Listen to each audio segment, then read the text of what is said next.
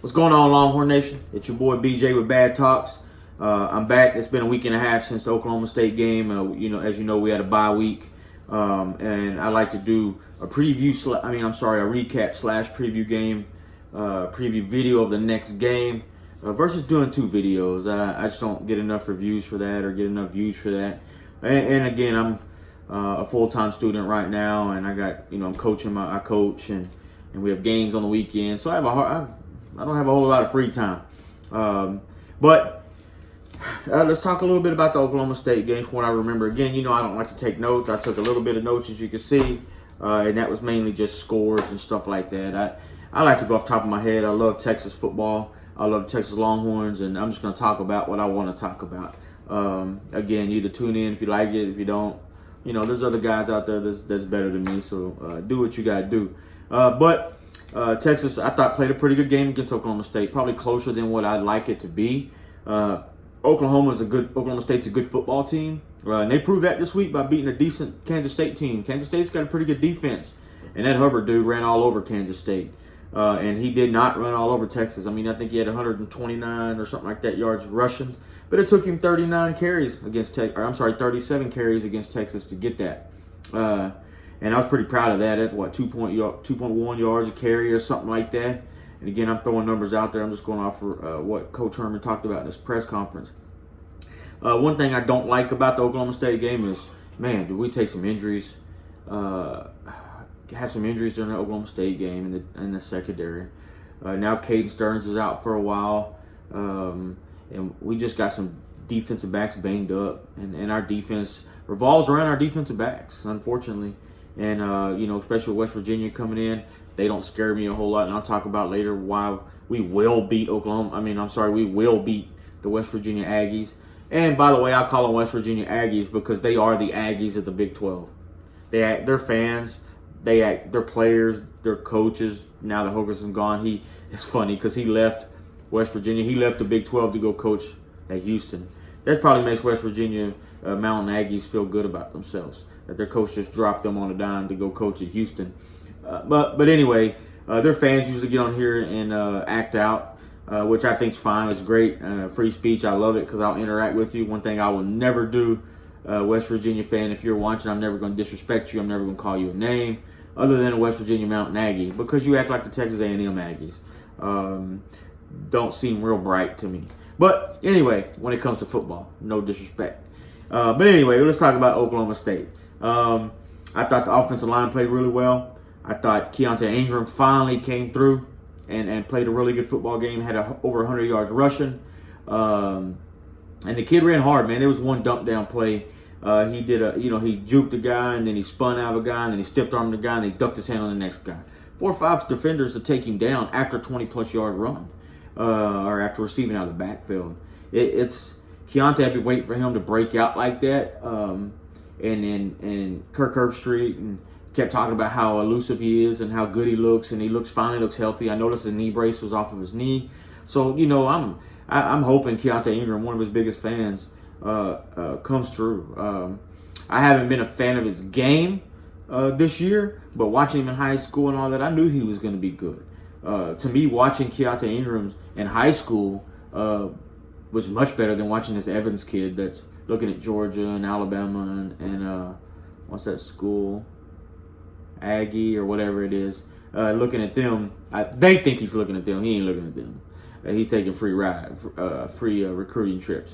But anyway, Keontae looked better than he ever thought about. And this guy's a 5-star running back, ranked 1 or 2 in the country or whatever at the position.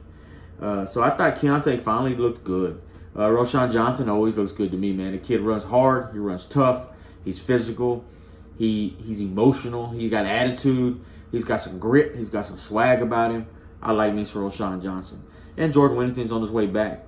And if I'm Coach Herman, I would probably leave Roschon Johnson as the number 2. I don't see why not. He's done nothing but great things at the running back position thus far. He wants to help the football team. Let him help the football team. I think, just slowly get Whittington into the game, I think. And after listening to the press conference, I don't think Herman wants to redshirt Whittington, which right now Rashawn's doing a good job. We're getting Young back. I think it may be a good idea to go ahead and redshirt Jordan Whittington. But again, I don't make those decisions as you know. But I thought Texas played a good game against Oklahoma State, a little bit closer than what I wanted, a little bit closer than I expected. I think in my last video after I rewatched it, I said we'd only win by 3 points, and then I predicted them win by 10. So I kind of contradicted myself, but I really thought we'd win by 2 scores, and we didn't. But needless to say, we beat Oklahoma State 5 years in a row. They beat Texas. There's been numerous times I've been to the Texas-Oklahoma State game there in Austin, and we lost. So I'll take a win. Sam Ehlinger again is playing out of this world. Sam Ehlinger is one of the top 3 quarterbacks in the country, maybe top 5, top 3 quarterbacks in the country, and that's not just because I'm a Texas fan. The kid's slinging the ball. He's throwing it where he needs to throw it. He's watching All Access this week on Longhorn Network. He was talking to Jake Smith and talking about how once he catches that pass route to get off the receiver, the other receiver is blocking off his butt. He was just being a leader, man. And like I love Sam. Like I like me some Sam Ehlinger. He's a great player. I see him coming back next year. I don't see him leaving whatsoever because if he does, we're in trouble. But I think Sam stays another year and continues to get this thing rolling again. Like I said before, I think Texas is a year away if we can stay healthy. And right now, we just can't stay healthy, man. We just got all these guys hurt. I thought the offensive line played really well. Oklahoma State's pretty decent up front. The defensive front anyway. Decent linebackers. DB's not so great, but Texas ran the ball at will, I thought. I thought they did well. And then that last play for Sam to stay in bounds, it did a bootleg or whatever. And Coach Herman probably told him, hey, if he's not open, Duvernay's not open, don't throw him the ball. Like, run and get the first down. And if receiver is paying attention, Ehlinger might have scored on that play. So, with that being said, Texas, I felt like controlled that football game, even though they were down some in that game. But I felt like we controlled that football game. It was a good win. Good open conference opener. And it's good to beat Oklahoma State finally. Let's move on into the preview of the West Virginia Mountain Aggie game. West Virginia comes in 3-1. Their only loss is a blowout loss, 38-7 to Mizzou. Mizzou put it on pretty good. And I believe it was played in Missouri. But, West Virginia's beat North Carolina State. Not a great football team, and I don't think West Virginia's all that good either. Not as good as they usually are. Dana Holgorsen, as I said to start this video, he just dropped them like a bad habit. Moved on to Houston because he knew what it was like. Who wants to live in West Virginia? Come on, guys. And West Virginia guys, if you're watching this, if you do have cable, fix your bunny ears on your little box set TV and understand what I'm trying to tell you. Who would really want to live in West Virginia? And you can go live in Houston. So I don't blame Dana Holgorsen for taking that job. Again, they're getting the brakes beat off of them every time they play. But, hey, he knew what was coming. He knew the talent at West Virginia wasn't that good. He hadn't been recruiting well anyway. They have a quarterback. What's his name? I can't even think of the quarterback's name. That'll tell you something. They're just not. West Virginia's not that good football team right now. They're decent. They're probably I would say like an Iowa State. Maybe we thought Iowa State was going to be much better than they are. They're really not. They're not as well coached as Iowa State. Iowa State's got a good football coach. I just think West Virginia's going to be a very good football team this year. And I really don't think. I think Texas is 11.5 point favorite. I see Texas winning by 17. And again, my buddy called me last week and said, "Hey man, don't make a prediction on the Texas game. We know who you're going to pick. You're a Texas fan." He wanted to talk about. Wanted me to talk about how I think we can win the football game, and that's what I'll do. I think Texas just got to line up, run at them, run down their damn throat. You got the best quarterback on the field, obviously. Use Sam Ehlinger. Use your big receivers. Not sure if Colin Johnson's going to play or not, but use Epps and use Duvernay and use Jake Smith and use these receivers, man. John Burt. These guys are playing well. And Keontae and Roshan Johnson, let them run the ball, 1-2 punch, and rack up some yards. All they got to do is move the football. And we do got to slow them down. They like to pass the football. West Virginia's always been that way. And we got some injuries, but at the same time, like Coach Herman said in his press conference yesterday, we still got Chris Brown back there. We still got some of our starting defensive backs, so we'll be fine. Brandon Jones is back there at safety. So again, I think Texas will be fine. What Texas got to do to win the football game, and West Virginia Aggies, I'm probably being a little sarcastic here, is show up against West Virginia. You're not a very good football team. You're probably a little bit better than Rice that we played, but not even close to the caliber of Oklahoma State. But at the same time, we are playing in West Virginia. I'm being funny right now, but at the same time at West Virginia, we are playing at West Virginia. It's typically known to be a tough place to play. So Texas, as long as they come in with their heads screwed on straight and remain to be physical and just hit them in the mouth, I think Texas will be fine. I got Texas 45-24. And I think West Virginia will score just because we got some injuries and we may be trying some different stuff, waiting for the OU game coming up. But I think Texas wins big. I don't really think it'll be that big of a deal. So again, this video is not going to be real long. Let's talk about bad top 10. I'll go ahead and talk about my top 10, and mine shifted a lot after this weekend. North Carolina gave Clemson that football game. I felt like North Carolina outplayed Clemson the whole time, and after the game, Dabo Swinney told Mac Brown, "You outcoached us and you outplayed us." Bottom line, you outcoached us and you outplayed us. And you got the number one coach in the country, defending national champ, telling you that. That's probably what happened. And I really wish North Carolina could have pulled that off because, of course, I'm pulling for Mac Brown. I'm glad he's not at Texas anymore. But I like that he's at North Carolina and doing well there. He's got those guys playing football. But I got, right now, to me, the most oppressive team in the country. And I already know my buddy's going to get on to me and shoot me a text after this. But the most impressive team in the country on offense and defense and special teams is the Ohio State Buckeyes. I know he's going to get me for that because they haven't played a whole lot of competition yet. I get it. But neither is OU. And they're talking about Jalen Hurts being the greatest quarterback of all time and this and that. And I'm being sarcastic. I guess I'm in one of the moods today.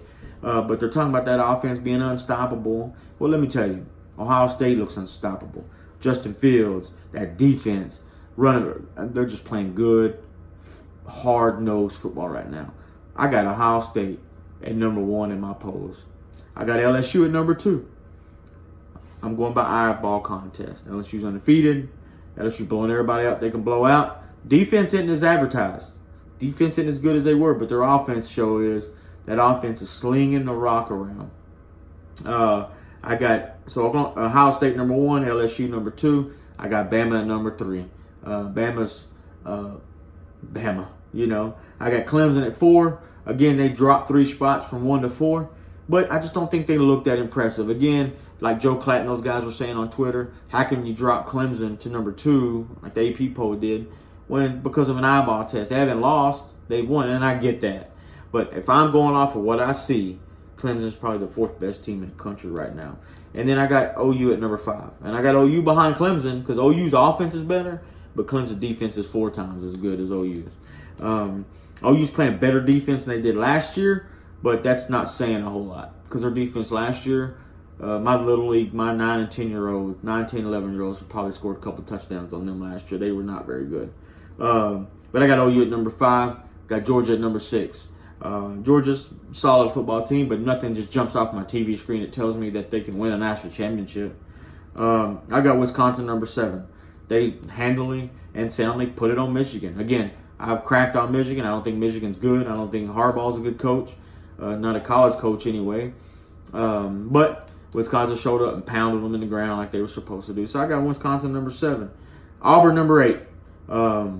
Auburn's a physical football team, a decent football team, and I think they got Florida this week, so we'll find out. Again, I don't think Florida's very good. That's why I don't have them in my top 10, but I think Auburn at number 8's reasonable. I got Texas at number 9. I think Texas could fit anywhere between 7, 8, and 9. I don't think they're right now because of defense and all that better than Georgia and OU, Clemson, and those guys, but I do got them at number 9. I think Texas is a solid football team. And I know the AP poll has Notre Dame above Texas, but I don't. I think Texas is above Notre Dame. So I got Texas at 9. And I got Notre Dame at number 10 to round off Baz number 10. Bad Talks number 10. But that being said, that's my top 10. I already told you how I think Texas can win the football game. I think Texas will win the football game. And let's see if this could be another highly viewed video If this is the first time you're listening to me, I kind of rambled on this time. I didn't have a whole lot of notes. I'm real short on time. I got to get my son in about 10 minutes. So this is really a quick video. Don't have a whole lot of time to do this thing. I'm not doing this for money. I'm not doing this for fame. I'm not doing this for 15,000 likes. I'm doing this because I like to talk Texas football. And during this week, I like to make fun of West Virginia Mountain Aggies because you guys are absolutely hilarious. And some guy on Twitter was talking about Sam Ehlinger being a steroid / not a good quarterback when I couldn't even name his quarterback's name. Like, I cannot wait until Saturday night and the game is over. I can promise you, Sunday or Monday, I will be on here with a West Virginia recap talking about how well Texas did and how it was fun beating you West Virginia Aggies. All right, guys, I appreciate you tuning in. If you like it, go ahead and hit like, hit a thumbs up, hit like, tell me what you liked about it. If you don't, hit thumbs down, tell me what you didn't like about it. And then, I'll look at it. Again, I got a lot of you guys rewatching my videos and keep coming back, send me a message, man. I really appreciate it more than you know. This retired life is kind of nice. I say retired life. I go back to work in a couple weeks. I've been on some comedy because of surgeries. But I tell you what, it's right around the corner, man. I really appreciate all the support I have. And I really appreciate you guys tuning in and hit me up with some messages and some DMs and stuff like that. Hey, get on Twitter. Look up Bad Talks on Twitter. And we'll see you guys next time, man. Let's go win this football game. Hook 'em.